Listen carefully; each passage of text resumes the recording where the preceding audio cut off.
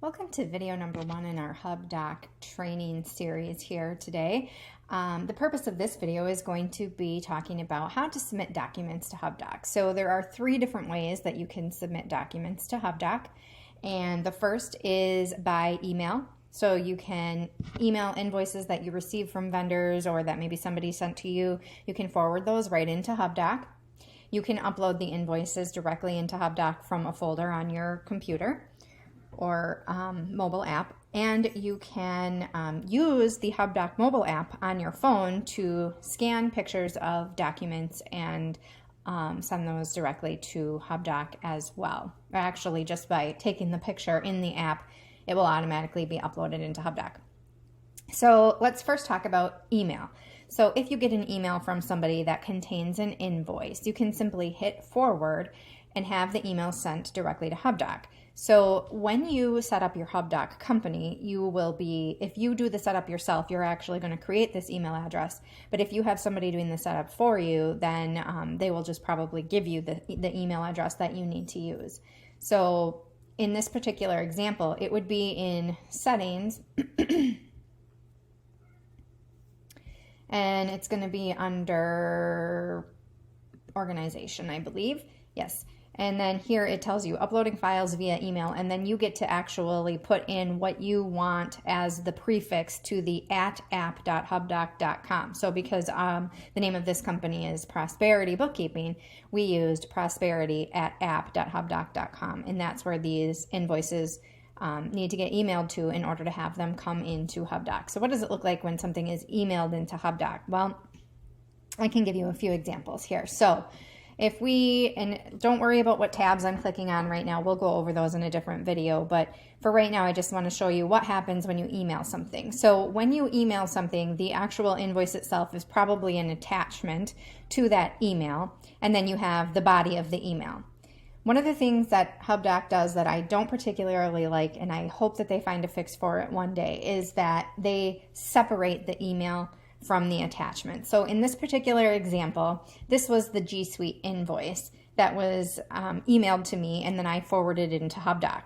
So here I have the email itself, and this is showing up in my failed tab, which again, we'll talk about tabs in a minute. But then the actual invoice or document that was attached to that email is showing up in my review tab. Here is the invoice. So when you have a lot of things flowing in, sometimes it can get a little bit confusing to know what email goes with which invoice, but honestly 99% of the time the email is completely irrelevant and it doesn't contain any valuable information anyways, and most likely I'm just going to delete the email because I don't need it.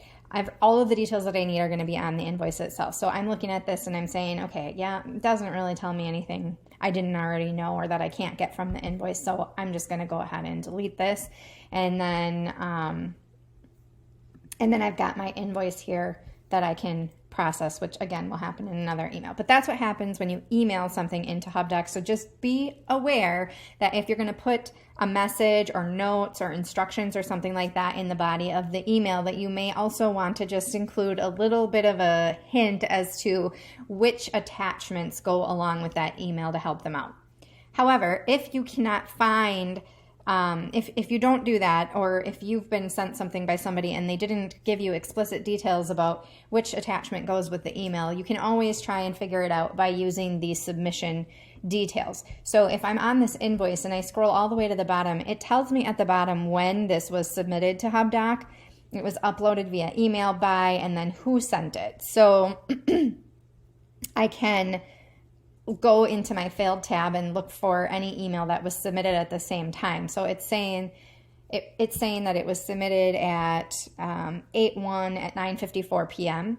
So now if I go into my failed tab and look for any email that was submitted on 8/1 at 9:54 p.m., those are going to be my match, or they're going to be pretty darn close anyways, because you probably can't send too many emails within the time span of a minute. So you should be able to narrow it down by process of elimination.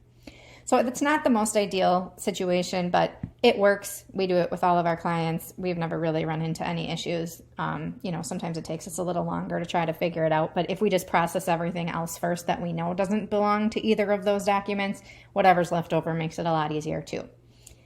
The second way that we can submit documents to HubDoc is via Upload. So if we wanted to upload something directly in here, so let's say like maybe we scanned a picture with our phone, or maybe we just have a document that's housed on our computer because we scanned them into like a printer scanner or something like that, and we had them scanned into a folder, and now we want to get them into HubDoc. We can do that by just clicking on the upload document here. And when we do that, it allows us to browse for wherever we have those files saved. So you can go ahead and browse for those files. You can select multiple ones at the same time. So let's just do an example here. Let's just say I wanted all of these to come in. I can click one, hold my shift key, click all the rest of them, and then click open, and they will all upload. I'm not going to do that here, but they would all upload into here, and then they'll tell you when they're complete. And once they're complete, then they will be available for you in your tabs. So that's another way that you can do it. Now, the nice thing about uploading documents into HubDoc or emailing documents into HubDoc is that you can have multi-page documents. Now, here's something you really need to understand about submitting documents to HubDoc. Each document can only represent one transaction.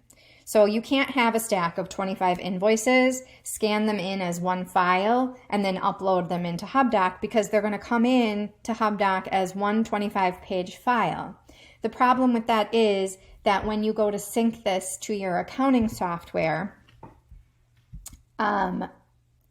each document represents one transaction. So you're going to send this Google invoice for $33.67, but you have 16 other invoices as part of this document that are completely separate transactions. There's no way you can just send this one piece of it to QuickBooks. You'd have to send them all to QuickBooks. So then you'd have like 25 invoices attached to one transaction for $33, which makes no sense at all. So you have to remember in your head that in HubDoc, one document equals one transaction, but it can be a multi-page document as long as it's only one transaction. So that being said, emailing and upload supports that.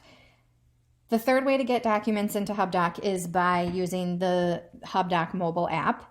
And that is just an app that you can find in the App Store. There's an app available for Apple or iOS and Android. So you can download the app onto your phone. And then once you do that, and I can't really show you here, but when you open up the app, there's a little picture of a camera in the lower right-hand corner.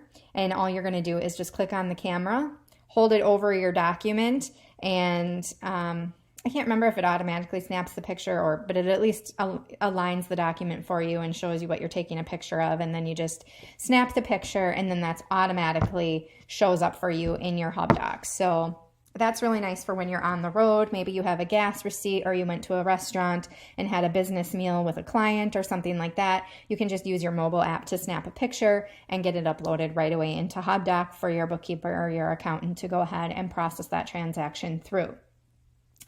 One of the disadvantages to the mobile app is that you cannot have a multi-page document. So if you do have a document that is, one receipt or one invoice, but it's multiple pages, it's going to come into HubDoc as separate documents.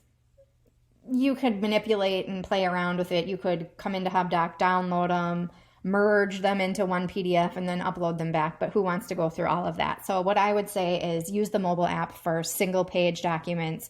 And if you have any multi-page documents, the best thing to probably do is use a regular scanner or use a scanner app on your phone. So I have one that I use. It's not the only one available. I have an Apple phone, so mine's an iOS operating system. And I use one called Scanner Pro, but there are lots of scanning apps out there. So just any kind of a scanning app that will allow you to take pictures of multiple pages and make them into one PDF document would be fine. And then when I use my scanner app, I can take pictures and then I can immediately email it directly to HubDoc by using that HubDoc email address. So that's kind of the lowdown on submitting documents to HubDoc. And hopefully you found this video helpful, and there will be more videos to follow as to how the rest of HubDoc works. So be sure to tune into those as well.